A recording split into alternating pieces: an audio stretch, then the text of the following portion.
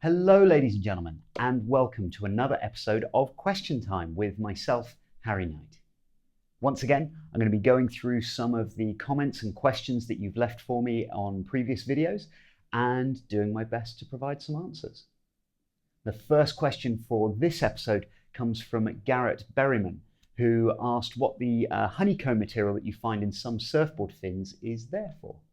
Now, for those of you that have not seen this before, I have a fin here with this honeycomb on it, and if I get that in front of the camera, not focusing, you can see that nice honeycomb patterning inside the fin. Now, almost always you will find this material inside fiberglass fins. Okay, we spoke in a previous episode about these plastic resin fins that kind of most of us are using nowadays.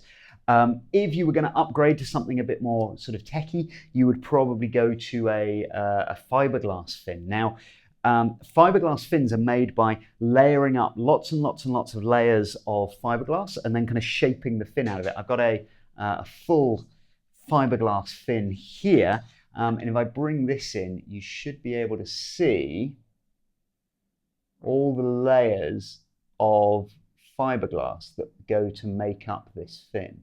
Okay, so those are all layered up and then you shave it down. Now, the downside is fiberglass is actually quite a heavy material. This is the heaviest of these three fins. They're all about the same size, but this one's quite a bit heavier. Now, for a longboard or a classic fish, something like that, let's be honest, for most of us as surfers, the extra 10 grams or so of this fin really isn't something we need to worry about. But for the highest performance surfers, the guys on the world tour, shaving off that little bit of extra weight does make a little bit of a difference. And so that's what this honeycomb material is for. And basically what it is, it's put in the layers of the fiberglass. You put that honeycomb material in, and it's about a third of the thickness of the fin. And basically it won't soak up resin. As you layer up layers of glass and you pour the resin over them, the glass soaks up the resin and that adds to the weight of the fin. The honeycomb material won't soak up the resin, and so it makes the fin, this one's about 20% lighter when I weighed them earlier than the solid fiberglass one. It's about the same weight as the plastic resin one. So yeah, it's about the same strength and flexibility. The flex properties of this honeycomb are pretty similar. One thing that you will see, depending on the fin, is the size of these little honeycombs is sometimes altered to help control the flex of the fin. And you can see this one's also got some carbon strips in it as well. Very technical, but yes, hopefully that answers your question, Garrett. Now, the next question comes from Clara T, and Clara was asking what the correct size of a quiver, correct number of surfboards to have as a beginner, as an intermediate, as an advanced surfer. Now, there really isn't a correct answer to this, I'm afraid, Clara. The reality is, for most of us, we could surf all the way through this tree of knowledge with one surfboard. You would be absolutely fine. You might want to change that board as you went through level 1, level 2, level 3, and into level 4. You could do it all with the same. If we learned on a longboard, you could get all the way through and start, nose riding and cross stepping in level 4 on the same board that you learned to stand up on. Other people might go through this and, level 1, level 2 on the same board, maybe changing to something a little bit more maneuverable, a little bit less stable as we go through level 3 and into level 4. But yeah, surfboards, I guess, are a little bit, the analogy I use sometimes is surfboards are a bit like cars. For most of us, for most people and most cars, you only need one. You don't need different cars to cope with the different types of driving that we're going to do.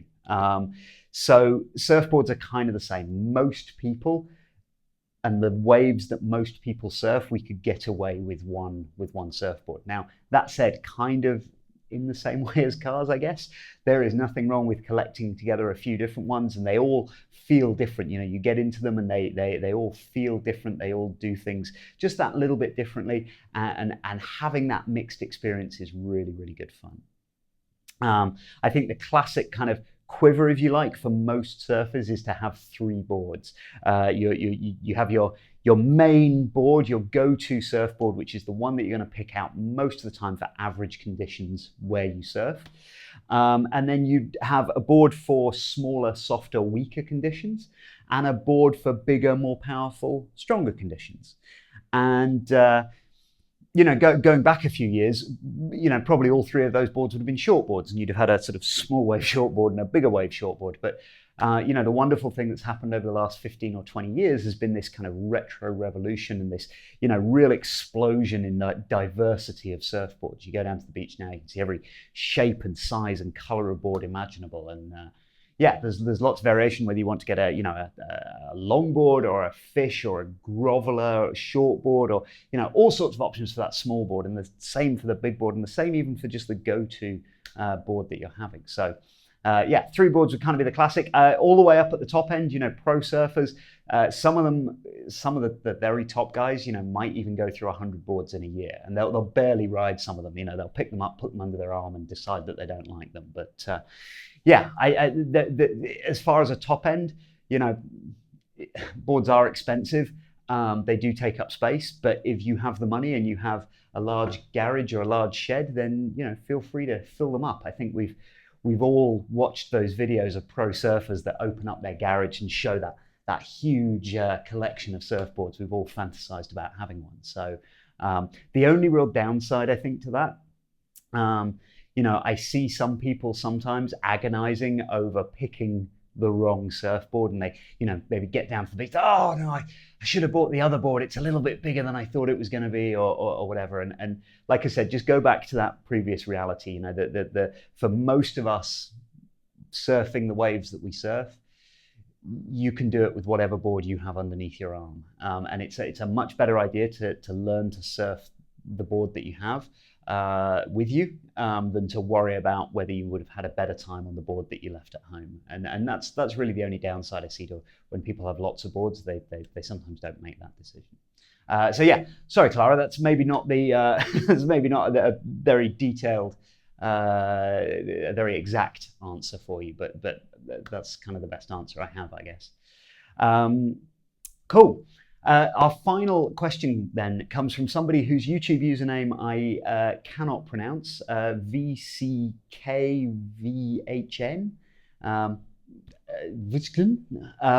Anyway, they were asking, when would you want to angle your takeoff as opposed to dropping down to the bottom of the wave and doing a bottom turn? Now, this is a slightly nuanced question because it slightly depends where on the tree of knowledge you actually are with your surfing, because we teach angled takeoffs here at the end of level 2. So somebody's been paddling out, they've learned to catch waves going straight to the beach and just dropping down to the bottom.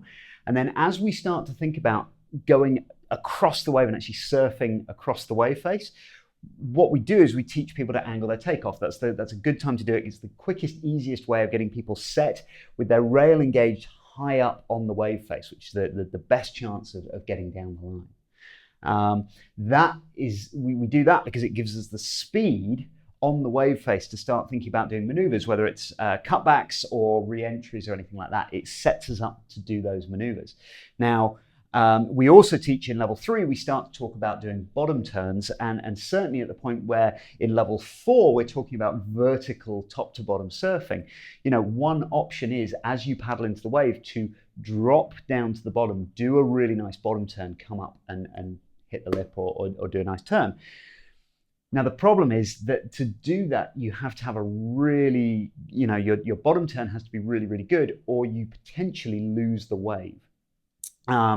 And doing a good bottom turn is a very technical skill, and we prefer to teach it, once people are going down the line, have them drop down the wave with some speed and start building up that little roller coaster before we really have to commit to it on takeoff, which we do talk about in level 4. So, if we're advancing through this skill set, and we're getting to the point where we're starting to think about angling the takeoff, the answer is we're basically going to angle the takeoff on every single wave, because it's the best way to stay high and get speed. Now, if we're at the higher end of level 3 and going into level 4, and we can do a bottom turn and we can angle our takeoff, then there's some decision making. As we're paddling into the wave, we're going to make some decisions about whether we're, which of these options we're going to take. And let's have a little chat about that. I'm going to get my whiteboard back out again.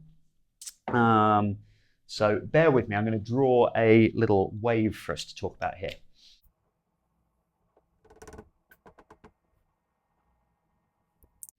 All right, so as you can see, I'm not a great artist, but hopefully that looks something like a wave breaking towards me from left to right. So the two things that I'm going to look at on the wave, the first thing I'm going to look at is the height of the wave. Okay, so height of the wave. Okay, how tall is the wave from top to bottom? Now, the reason I'm going to look at that is when we're paddling into the wave and we're at the top of the wave, we have what's called gravitational potential energy. Now, gravitational potential energy, it's almost like the higher you lift something above the earth, it's like stretching a spring out. And when you release it, you start dropping back towards the earth, you can take that gravitational potential energy and transfer it into kinetic energy and speed. So if I'm nice and high up on a big high wave, then I know I've got lots of gravitational potential energy and I can turn that into speed as I drop down the wave. If the wave is below about shoulder high, most people are really going to struggle to get enough speed dropping down a shoulder high wave to do a good bottom turn and come back up and really do a good maneuver on the top. And so you're better off angling the takeoff, engaging the rail and generating speed by engaging the rail in the wave face in order to get that speed. Okay, so that's the first thing. If it's below shoulder high, angle the takeoff. Above head high, you've got the option. You can drop down or you can angle. So the second thing that I'm then going to look at is what the shoulder of the wave here looks like, how long this is. The diagram isn't really big enough for me to do it properly, but the longer the shoulder is, the faster the wave's going to peel down the line, okay? And if the wave's going to peel really, really quickly, then I'm always going to be better off setting the rail, high line, bit of pumping, and stay ahead of that whitewater, because there's the risk, if I take off and I drop to the bottom and I try to do my bottom turn, there's a risk that this wave's just going to steamroll past me.